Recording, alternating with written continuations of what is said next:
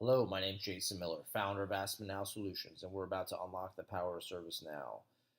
If you guys can, please subscribe. I'd really appreciate it. Also, I'm probably going to have a backlog of about 10 videos, which are on the channel, but I'm only going to put probably one post out on LinkedIn or the ServiceNow community daily. So I'd appreciate it if you subscribed. Also, you're going to get real-time updates as to when I upload these things.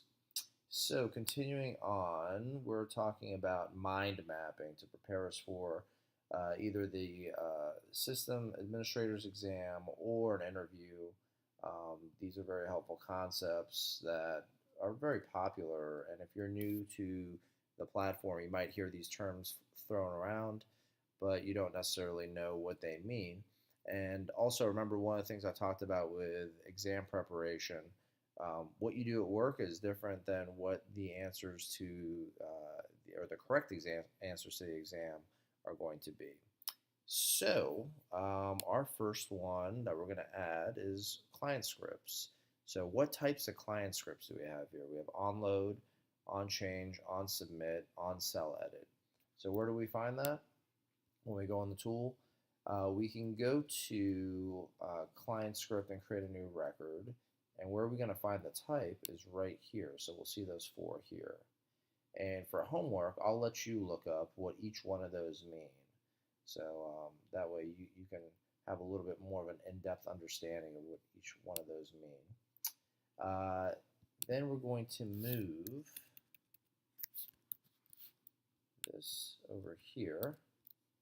And then we're going to go to sheet 2. We're going to talk about groups. So where do you find groups, or what is it? Basically, it's the sys user or sys underscore user underscore group dot list is the table name, and then we have contains users. So just remember that those keywords there, and I'll just take that and move it over before I show you the screenshot. And here we go, and there we go. So sys underscore user underscore group dot list, and it would pull up this screen right here. I could even hit enter and just have it repopulate that list. So we have it right there. Then the next one that we might want to take a look at is a role, and where to find it, or which table is it associated with. And it's similar to the group, except it's underscore dot role. And what does it look like? Well, basically right here. And I have it with that dot list right there. And we can see it pull up, and pretty much the same thing as before. And then we'll take this and we'll move this over to our master sheet right here. So looks like we have a nice list of 12 concepts here to learn.